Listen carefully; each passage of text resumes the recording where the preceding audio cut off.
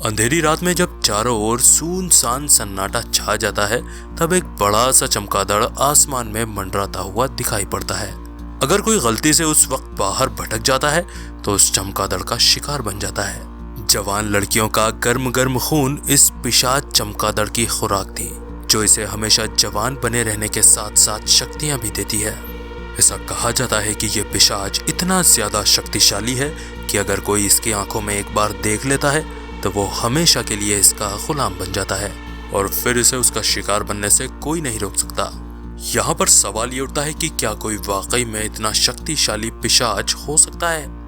जी हाँ, बिल्कुल, हम यहाँ पर काउंट ड्रैकुला की बात कर रहे हैं। काउंट ड्रैकुला आज की तारीख में ऐसा नाम है जिसके बारे में शायद ज्यादातर लोग जानते ही हैं। हाल ही में नेटफ्लिक्स पर भी एक सीरीज आई थी जिसका नाम था ड्रैकुला।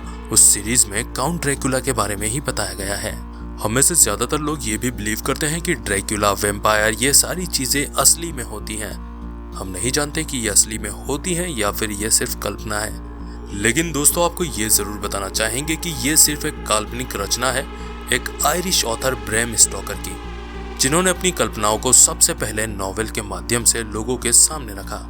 जिसने भी उनके नॉवेल को पढ़ा वो दहशत से भर गया। इसकी एक वजह काउंट ड्रैकुला नाम के काल्पनिक किरदार को एक ऐसे पिशाच के रूप में पेश करना था जो कब किसको अपना शिकार बना ले किसी को पता नहीं होता था। इससे बचना बहुत मुश्किल था और इसकी शक्तियां अनंत थी। यही वजह रही कि काउंट ड्रैकुला पर ना सिर्फ नॉवेल बने बल्कि फिल्में भी और वेब सीरीज में भी इसके किरदार को शामिल किया गया। अब अगर हम इसके ऊपर बात करें कि आखिर ये काउंट ड्रैकुला कौन था, तो आपको बताना चाहूंगा कि काउंट ड्रैकुला एक महान राजा था जो कि ट्रांसिल्वेनिया पर राज करता था। उसका सपना था कि वो पूरी दुनिया पर हुकूमत करे, लेकिन जब वो अपने महल से बाहर युद्ध में व्यस्त था तभी कुछ लोगों ने उसकी रानी को गलत सूचना दी कि उसके प्रिय राजा की मौत हो गई है और रानी ने इसे सच मानकर खाई में कूदकर अपनी जान दे दी। चूंकि उसने आत्महत्या की थी तो उसकी आत्मा को शांति नहीं मिली थी। इधर जब काउंट ड्रैकुला वापस लौटा तो उसे अपनी रानी की मौत की खबर मिली। वो ये सुनकर और जानकर बहुत ज्यादा नाराज हुआ। वो खुदा से यानी कि भगवान से नाराज हो चुका था। यही वजह थी कि वो सिर्फ खून पर जिंदा रहा और पवित्र निशानों से उसको तकलीफ होती थी। ड्रैकुला एक ऐसे राजा के रूप में पेश किया गया था जो लोगों की लाशों पर उनके खून से ब्रेकफास्ट, लंच और डिनर करता था। यही नहीं, वो लोगों को बेरहमी से मारने के लिए भी मशहूर था। वो इतना ज्यादा क्रूर था कि वो माँ बेटे को एक ही भाले पर लटका दिया करता था। धीरे धीरे लोगों को मरता देखने में उसे बहुत ज्यादा मजा आता था। इतना सब होने के बावजूद वो बहुत बड़ा धार्मिक व्यक्ति भी था और अपनी रानी से बहुत ज्यादा प्यार भी करता था। मरने से पहले रानी ने काउंट को पुनर्जन्म में फिर से मिलने का वायदा किया था। इसलिए काउंट ने हमेशा अमर बने रहने के लिए देवताओं से बगावत कर दी और खून पीकर जिंदा रहने को अपना मकसद बना लिया।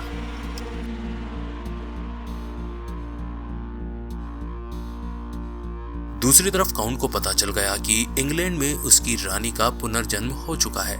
उसने इंग्लैंड में जाने का फैसला किया और इससे पहले उसने अपनी रानी के मंगेतर और प्रेमी को अपने महल में कैद करवा लिया।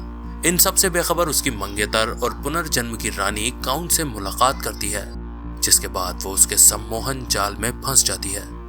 जब उसे अपनी गलती का एहसास होता है तो वो काउंट को भूल जाने का कहकर अपने मंगेतर से शादी कर लेती है। काउंट ये सब बर्दाश्त नहीं कर पाता है और वो लोगों में दहशत फैलाना शुरू कर देता है। क्योंकि उसने अपनी रानी, जो कि इस जन्म में किसी और की मंगेतर थी, उसके शरीर में अपना खून पहुंचा दिया था, जिसकी वजह से दोनों जाने अनजाने में ही आपस में जुड़ चुके थे। इसी का फायदा उठाकर सम्मोहन में फंसाकर वो उसे वापस वहीं बुला लेता है जहां सारा खेल शुरू हुआ था, यानी कि ट्रांसिल्वेनिया का महल। ड्रैकुला को खत्म करने की जब सारी कोशिशें नाकाम हो गई तो उसकी रानी ड्रैकुला को वहीं ले गई जहां उसने देवता के पवित्र चिन्ह से बगावत की थी। देवता से माफी मांगने पर उसे अनंत जीवन से मुक्ति मिलती है और उनकी प्यार की कहानी अमर हो जाती है। ड्रैकुला अपने वक्त में दहशत का दूसरा नाम इसलिए बन गया था क्योंकि दुनिया के सामने एक ऐसा किरदार आया था जो सम्मोहन की शक्ति में माहिर था। इसके साथ साथ उसके पास रूप बदलने की शक्ति भी थी। उस टाइम के लोगों में ड्रैकुला का इतना ज्यादा खौफ फैला कि उन्होंने शाम के बाद घर से बाहर निकलना ही बंद कर दिया। काउंट ड्रैकुला की कहानी को लोगों में इस तरीके से पेश किया गया कि हर कोई इससे जरूर डर ही जाता। काउंट ड्रैक्युला ने जब देवताओं के पवित्र निशान के खिलाफ बगावत की थी, तब उसने ये प्रतिज्ञा ली थी कि वो सिर्फ खून के बल पर ही हमेशा जिंदा रहेगा और इंतजार करेगा अपनी प्रिय रानी के पुनर्जन्म का। इसलिए काउंट ड्रैक्युला को हमेशा खून की प्यास रहती थी। दूसरी बात यह है कि इस काल्पनिक किरदार की शक्ति का मुख्य स्रोत सिर्फ खून दर्शाया गया, जिससे कि लोगों में गलत संदेश फैला और रिसर्च के मुताबिक दुनिया के कुछ हिस्से, खास तौर से रोमानिया में आज भी वैम्पायर का अस्तित्व माना जाता रहा है। लेकिन इनमें काउंट ड्रैक्युला जैसी कोई शक्ति नहीं है। इन्होंने सिर्फ इससे प्रेरित होकर खून को अपनी खुराक बना लिया है। ड्रैक्युला की स्टोरी सुनने के बाद कई लोगों के मन में यह ख्याल आता है कि क्या खून पीने से कोई अमर हो सकता है?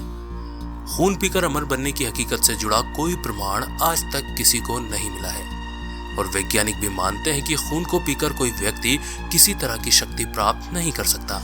लेकिन कयास लगाए जाते हैं कि ड्रैक्युला का खून पीना किसी तरीके की कोई तांत्रिक विधि का कोई तरीका रहा होगा। जाहिर है, क्योंकि आज भी तांत्रिक विधि में बलि और खून पीने की कई मान्यताएं प्रचलित हैं। काउंट ड्रैक्युला की कहानी में यह दिखाया गया था कि कैसे खून पीकर काउंट ड्रैक्युला लंबे समय तक जीता है और इवन हम बोल सकते हैं कि अमर हो जाता है। इससे प्रेरित होकर लोगों में खून पीने का क्रेज बढ़ा, जिसमें कुछ का मानना था कि इससे उन्हें तरोताजगी फील होती है। वहीं कुछ लोगों को लगता है कि इससे हम लंबे समय तक सुंदर और जवान बने रह सकते हैं। क्लियोपाट्रा इसी का उदाहरण है, जो कि खून पिया करती थी। अगर हकीकत में हम देखने जाएं तो ऐसा कोई भी इंसान मौजूद नहीं है जिसमें ड्रैक्युला जैसे किसी पिशाच के लक्षण मौजूद हैं। माना जाता है कि वैम्पायर कभी भी मरते नहीं हैं। ये अपने मायाजाल द्वारा हमेशा लोगों को आकर्षक व्यक्तित्व का दिखावा करते हैं।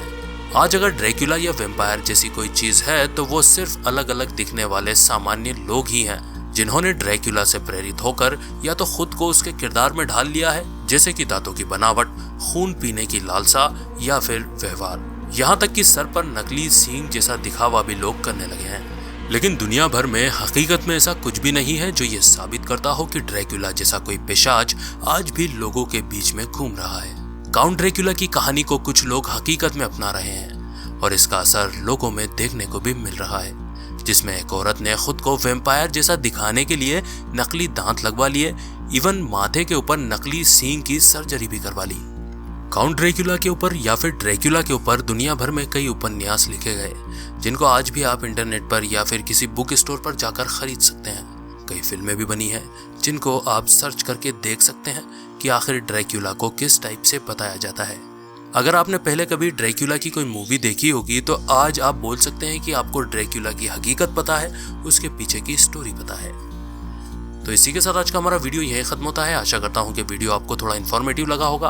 वीडियो अगर अच्छा लगा हो तो वीडियो को एक लाइक कर दें और अपने सारे ही सोशल नेटवर्क पर भी शेयर कर दें। तो मिलेंगे अगले धमाकेदार वीडियो के साथ, तब तक के लिए bye bye, good night, sayonara.